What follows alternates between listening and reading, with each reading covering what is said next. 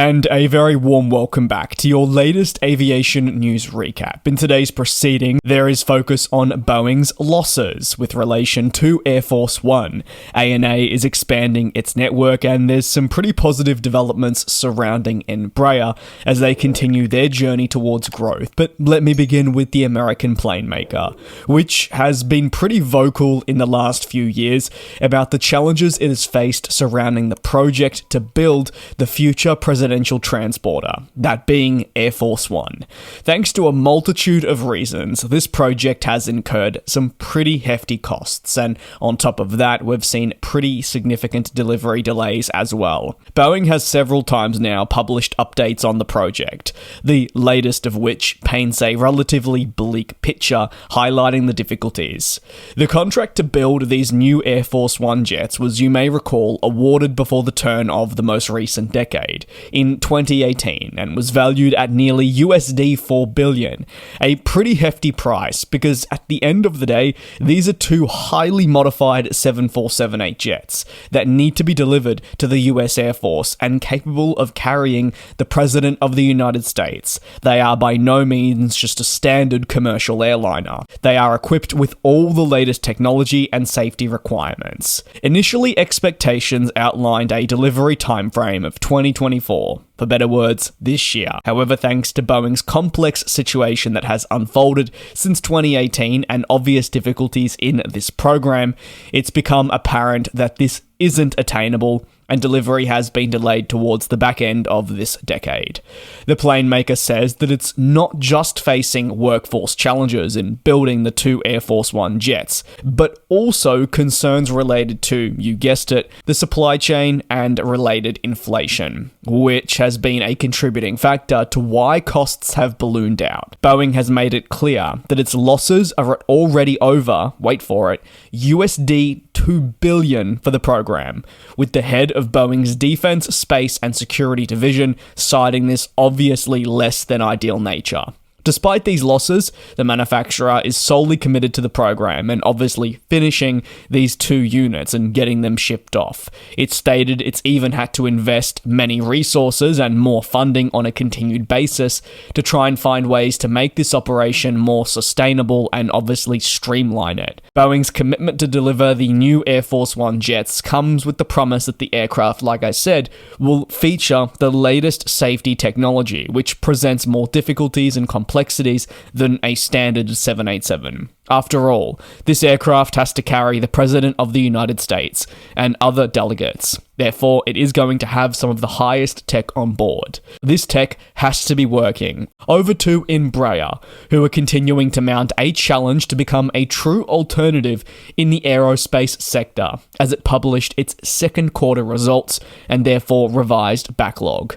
The Brazilian manufacturer said it delivered 47 planes in the second quarter of the 2024 calendar year just gone, an 88% jump from the 25 delivered in 2023. That is almost double and really showcases the growth that they've enjoyed in just the space of 1 year. Ultimately, these jumps that we're seeing are part of the plane maker's ambitions to become more of a force to actually be reckoned with as it continues to evolve the products that it is producing. One of Embraer's more stellar results has been in the form of its continued development to the backlog, which has actually exceeded all expectations that had been previously outlined for it. Embraer says its backlog has grown more than 20% annually and extends now to USD 21.1 billion, representing a 7-year high, as its commercial airplanes division has secured many new commitments from companies around the world. In May, for instance, Embraer celebrated the delivery of its 1,800th E-Jet alongside commitments from Mexico's state-owned airline and the delivery and subsequent launch of operations at Scoot, the Singapore Airlines low-cost division for the E2. This E2 that I speak of continues to be a really solid performer for the Brazilian manufacturer, as they pitch this aircraft to more and more customers than ever, thanks to the abilities of it, but also the favoured delivery schedule that they can offer. Embraer knows that other single-aisle programs, such as those from most notably competitors of Airbus and Boeing, have seen considerable backlog levels increase in the last, say, year or so. While this indicates obvious success for those programs, it does to an extent remove the ability for airlines which have yet to secure orders to get these planes on time, and they're left scrambling. Embraer feels that it can solve this problem by pitching its E2 series to more customers who will eventually adopt the type. That said, Embraer in recent months has also denied reports that it will be launching a rival to the A320neo and 737 MAX. This came off the back of reports from the Wall Street Journal, who, citing sources, said Embraer would move forward with a next-gen narrowbody to obtain further market share where it believed there was potential. Embraer says, though, that its focus remains on its already successful aircraft portfolio that it has worked tirelessly to create.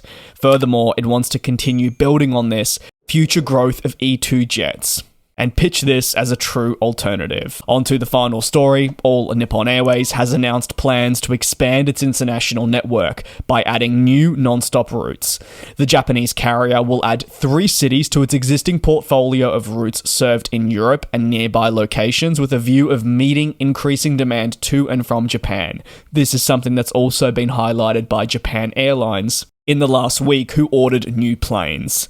Milan, Stockholm, and Istanbul will form part of the 2024-2025 winter schedule as new locations and operate from one of the airline's key hubs of Tokyo Haneda. Service between Tokyo, Haneda, and Milan will commence on December 3rd, 2024. The airline is aiming at offering 3 weekly round-trip flights serving as NH207-208. Meanwhile, Haneda to Stockholm will launch on the 31st of January next year. Also, in similar fashion, we'll see 3 weekly round-trip flights as NH221-222 on Tuesdays, Fridays, and Sundays. And lastly, from February 12 of 2025, Istanbul will commence with 3 weekly flights operating as NH219, NH220. Flights for this service will depart on Mondays, Wednesdays, and Saturdays. These flights are still subject to approval from the relevant authorities, but in case you're curious, they went on sale on July 22, 2024. They are therefore bookable. Stockholm will be the 8th destination in Europe and will provide greater access and convenience to most notably the Nordic region for the Japanese company. Thanks to Turkey's geographical positioning, the addition of Istanbul will greatly benefit connectivity not only across the Middle East, but also they cite locations in Africa. When you also consider that in August, ANA will recommence flying between Tokyo, Haneda, and Vienna, it is certainly beefing up its overall presence towards the west. Thank you very much for tuning into this aviation news recap. If you have any thoughts, well, you're more than welcome to drop them down below in the comments.